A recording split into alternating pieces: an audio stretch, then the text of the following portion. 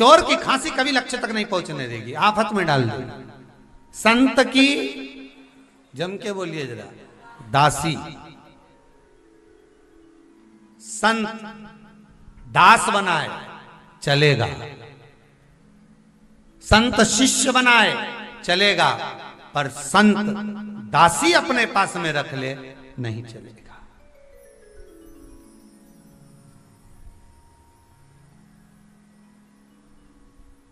शिष्य मना है, मना नहीं, पर दासी अपने पास में रखे नहीं चलेगा।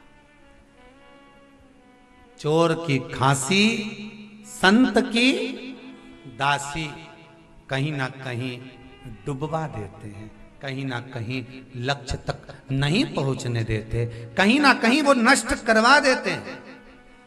और तीसरे नंबर पर है मनुष्य की आलसी। आप रोज नया विचार करते हो कि कल मेरे को ये काम करना है, कल मेरे को जाना है, कल मैं ये कर लूंगा, कल मैं बिल्कुल समय पर पहुंचकर, एकदम निश्चित समय पर पहुंचकर ये काम मैं कर लूंगा। तुम्हारे मन में भले आ गया, तुम्हारी चित्तवृत्ति में भले वो बात आ गई, तुम्हारी चित्तवृत्ति में वो बात भले पहुंच गई, और तुमने विचार भी कर लिया कि कल मैं कर लूंगा। और मालूम पड़े यही तो प्रसंग था। एक बार युधिष्ठिर ने अपने राजमहल के दरवाजे पर आए हुए ब्राह्मणों से कहा, ब्राह्मणों क्या चाहिए? ब्राह्मण कहते हैं थोड़ा सा दान दे दीजिए। इतने में युधिष्ठिर के मुख से निकल गया कि मैं कल दान करूंगा, मैं आज दान नहीं करूंगा, कल दान करूंगा।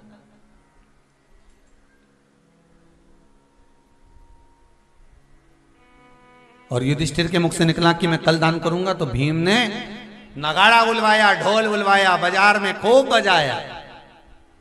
तो युधिष्ठिर ने बुलवाया भीम को कि ये तू आज किस बात के लिए बैंड बजा रहा है, ढोल बजा रहा है, नगाड़ा बजा रहा है, आखिर क्या हो गया ऐसा? युधिष्ठिर से भीम ने कहा, भैया बात इतनी सी है कि आपने काल को जीत लिया है। क्या करा है आपने? काल को जीत लिया। काल अधिपति आप बन गए। युधिष्ठिर ने पूछा कि तुम मुझसे कह रहा है कि मैंने काल को जीत लिया है, पर मैंने तो काल को नहीं जीता। भीम कहते हैं आप ही ने तो ब्राह्मण से कहा था, आप ही ने तो ब्राह्मण को कहा ना कि दान कल करूंगा, मतलब ये पक्का है कि तुम कल तक जिंदा रहोगे। तो युधिष्ठिर ने कहा मैं कल कोई मर रहा हूं क्या जो तू बोल रहा है कि जिंदा रहोगे? नहीं नहीं, मैं तो पूछ रहा हूं कि कल का जवाब कल पर वही टालता है जिसने काल को जीत रखा। आपने क्या काल को जीता? नहीं। तो फिर आपने कैसे कह दिया कि कल दान करूंगा? शास्त्र तो कहता है कि काल करे सो आज करे सो पल में परलय हो जाए। कहीं लिखा कर लाए हो कि तुमने जीना है? नहीं नहीं। यहां पर कोई न परमाने। कौन है?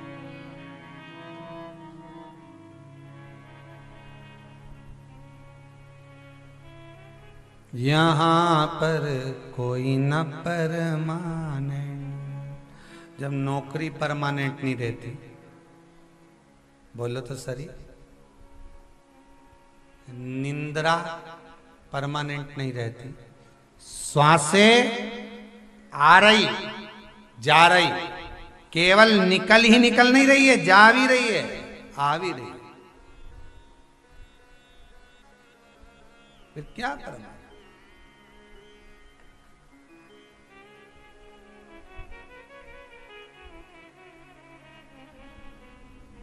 जो परमात्मा ने दिया बस उसका स्मरण।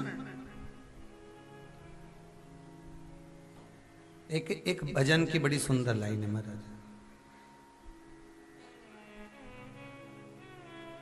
ना जाने कब टूट पड़े माथे पे काल कुल्हाड़ी। सुनो रे प्यारे भाई, हरि के भरोसे हाथ गाड़ी, प्रभु के भरोसे हाथों गाड़ी, हरि के भरोसे हाथों गाड़ी, प्रभु के भरोसे हाथों गाड़ी। ये परमात्मा साधा हुआ है, परमात्मा अपने पास रखा हुआ है।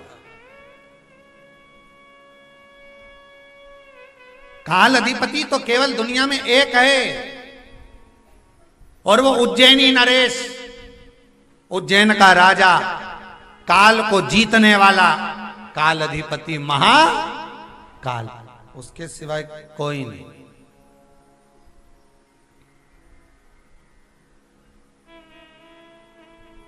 वो काल को जीता हुआ है। तो तुमने काल को जीत लिया क्या? भीम बोले युधिष्ठिर से, तुमने काल को जीता है क्या? नहीं। तो फिर कैसे कह दिया तुमने कि कल दान दूंगा? भजन, दान, पुण्य, सत्य, शरणागति, स्मरण, मंत्र जाप, नाम जाप, दर्शन, ये कभी कल पर मत टालना। कर सको तो तुरंत कर लेना, क्योंकि कल का कोई भरोसा नहीं। श्वास रुक जाएगी चलते चलते, शम्मा बुझ जाएगी जलते जलते, दम निकल जाएगा रोशनी का, क्या भरोसा है इस जिंदगी का? इसका क्या भरोसा है? आज है कल ना।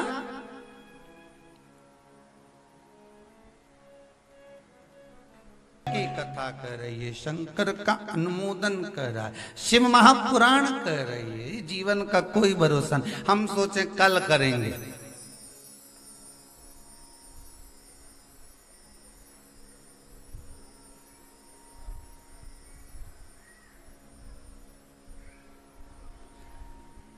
वो लोग कहते हैं ना, भजन करो भरी जवानी में, बुढ़ापा किसने। शिव महापुराण की कथा कहती है तुम्हारी मर्जी पड़े, जवानी का भी इंतजार मत करो। मीराबाई ने करा था क्या? कर्माबाई ने करा? नरसिंह मेहता जी, नामदेव जी, तुकाराम, रामकृष्ण परमहंस, चैतन्य महाप्रभु, किसी ने करा है इंतजार कि समय आएगा, अवस्था आएगी, तब जाकर हम भजन करेंगे? यहां तो जब तुम्हारी मर्जी पड़े, जब जागो तब से।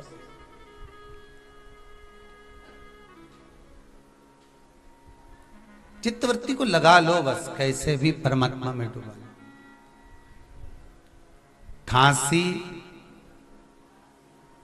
बोलते जाओ जरा, खांसी, दासी, आलसी, कल पर नहीं टालना। एक दिन की शिव पुराण, कोई माता जी कह रही थी कि एक दिन की शिव पुराण रह जाती है गुरुदेव, रात को मोबाइल पर सुन लेते। मान लो मेहमान आ गए, कहीं जाना पड़ गया, कहीं पहुंचना पड़ गया, नहीं सुन पाई, तो फिर मोबाइल पर रात को सुनते। रात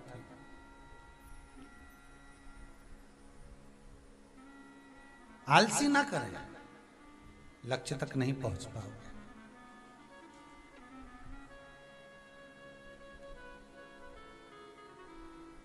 कई लोग कहते हैं भगवान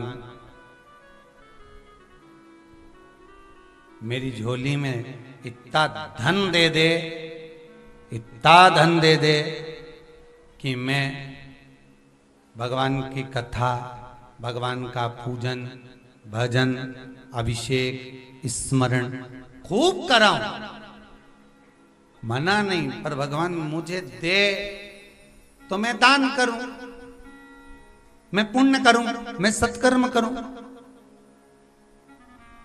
जैसे तुम सोच रहे हो ना कि भगवान तुम्हें दे तो तुम दान करो, पुण्य करो, सत्संग करो, संकीर्तन करो, भजन करो, तो भगवान भी कई बार सोच के बैठ जाता है कि तू पहले भजन करे, दान करे, तो मैं लक्ष्मी भेज, नहीं तो काय भेज।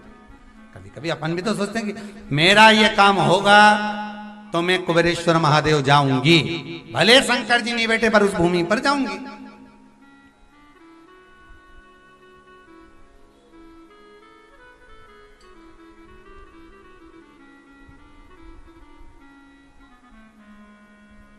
ये चित्तवृत्ति में भजन। आज कभी हम आ रहे थे जब कथा में, तो कोई पति पत्नी का जोड़ा आया का गुरुदेव हमारे डॉक्टर 90% कोरोना, सब वेंटिलेटर पर पहुंच गए, कुछ भी नहीं बचा, सब ने आस छोड़ दी। पर केवल शंकर की कथा सुन रखी थी तो वो केवल शंकर का ही चेहरा और स्मरण याद आ रहा था, इसलिए आज धोख लगाने आए कि बाबा हमको जीवित रख दिया। कहीं बैठे होंगे दोनों, कहीं ना कहीं होंगे, कहीं ना कहीं बैठे, वो बैठे, खड़े होइए जरा दोनों।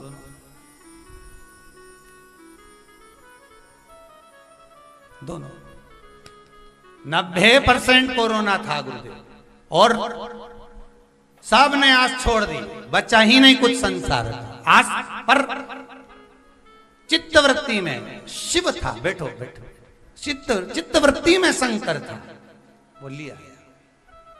फिर कहूंगा डॉक्टर अपना काम करें, पर डॉक्टर से बड़ा भी एक डॉक्टर मेरा देव अधिदेव महादेव महाकाल बैठा है। वो काल अधिपति है, वो काल को जीतने वाला है। जब सारे दरवाजे बंद हो जाएं, दुनिया के सारे द्वार तुम्हारे लिए बंद हो जाएं, लगने लगे कि अब कहीं काम नहीं हो रहा, तब आखिरी में एक बार शंकर की शरण जरूर जाना सा। फिर निवेदन करूंगा, मृत्यु लोक का देव अधिदेव महादेव इस मृत्यु लोक का देव है। वैकुंठ के देवता भगवान विष्णु, ब्रह्मलोक के देवता भगवान ब्रह्मा, पर मृत्यु लोक का अगर कोई देव है तो वो महादेव है। इसलिए भगवान विष्णु को पुकारो, मना नहीं, भगवान ब्रह्मा का भजन करो, मना नहीं है, 33 कोटि देवताओं का स्मरण करो, हमें मना नहीं। पर आखिरी में जब सब दूर से हार जाओ, किसी अन्य धर्म में ना जाइएगा, एक बार देव अधिदेव महादेव के पास जरूर जाइए।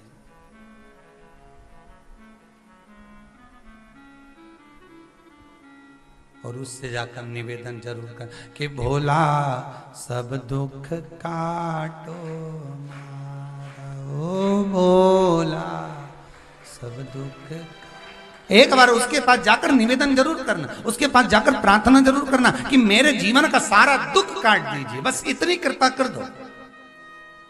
और जाना पड़ेगा, बाल कटाना है तो नाई की दुकान पर, दुख काटना है तो परमात्मा की दुकान पर, भगवान के द्वार पर जाना पड़ेगा। बाल काटना है तो नाई की दुकान पर जाइए, और दुख को काटना है तो परमात्मा के द्वार जाइए। दुख कट,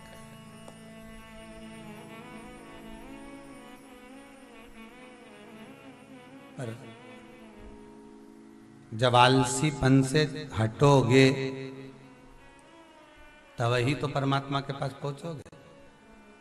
यही 1 बजे से 4 बजे तक तुम्हारा सोने का समय, और ऊपर से फंस गया सियोर वाला महाराज। 1 बजे से 4 और कथा,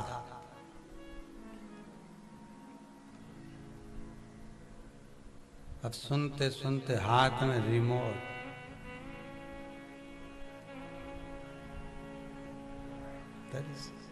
छोटा सा पोता घर पास में आके बोला, दादी ऐसी ऐसी क्यों कर रही है? दादी बोली, भगवान भागरिया तो बुला रही। भगवान खुद 1 नंबर पे लेकर आ गया। पहले 2 पे थे, फिर 1।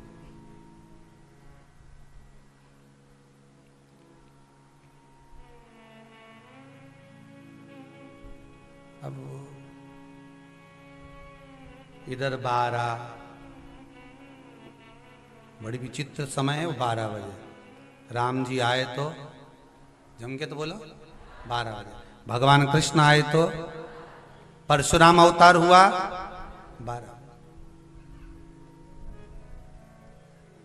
बराह अवतार 12, नरसिंह अवतार शाम के 6 बजे, जितने ज्यादा से ज्यादा भगवान के अवतार हुए सब 12 बजे। किसी ने पूछ लिया कि राम जी से कि प्रभु ये भगवान, किसी ने पूछा कि ये भगवान कृष्ण 12 बजे क्यों आए, राम जी 12 बजे क्यों आए, तो किसी के मुख से निकल गया कि हो सकता है रावण की और कृष्ण भगवान तुरंत, जो रावण है वो और कंस है वो, हो सकता है भगवान को उसकी 12 बजाना हो, इसलिए। पर ऐसा प्रसंग नहीं है। 12 का जो आंकड़ा है ना, 1 के पीछे 2 लगा है। कितना लगा है? 1 के पीछे 2, 1 और 2 को प्लस कर दो तो कितना हो गया? ब्रह्मा विष्णु महेश 3, 2 में से 1 माइनस कर दो तो कितना हो गया? 1, अर्थात 1 है, उसी में राम है, उसी में कृष्ण है, उसी में ब्रह्मा, उसी में विष्णु, उसी में शिव। जब भगवान शंकर का अभिषेक करते हैं तो 3 चरण की टेकी पर 1-1 बूंद पानी टपकता रहता है। वो 3 चरण ब्रह्मा विष्णु महेश, 1-1 बूंद पानी जो गिर रहा है वो दिखा रहा है कि हम तीनों एक है, हमें भेद नहीं है। भेद संसार की दृष्टि में, जो हमें भेद कर लिया, संसार के लोग भेद करते हैं, ये राम वाला, ये कृष्ण वाला, ये शिव वाला, ये भवानी वाला, ये दत्त वाला, ये वो वाला। नहीं नहीं, अपने भेद नहीं करना, अपने तो एक। कोई तुमसे पूछे तुम कौन सा वाला, तो कह देना हम तो महादेव वाला। तो क्या महादेव वाला मतलब? तो कहना जिसमें 33 कोटि देवता एक साथ समाये हों। मतलब ये नहीं है कि हम शंकर, हम तो राम जी के मंदिर भी जाएं तो खूब प्रेम से प्रसाद पाके आए, हम कृष्ण के मंदिर भी जाते हैं तो भगवान का प्रसाद लेते हैं, हम शिव मंदिर में भी जाते हैं तो भगवान का प्रसाद लेते हैं। हम ये नहीं कहते कि हम शंकर मंदिर का प्रसाद नहीं लेंगे, हम इस मंदिर का प्रसाद नहीं लेंगे, हम वहां नहीं जाए। भगवान की कथा में जहां अच्छा मिल जाए वहां चले जाए, जहां अच्छा, भगवत तत्व अच्छा प्राप्त होना चाहिए। अरे सीधी सीधी बात है तुम्हारे, तुम लोग भी बाजार जाते होगे,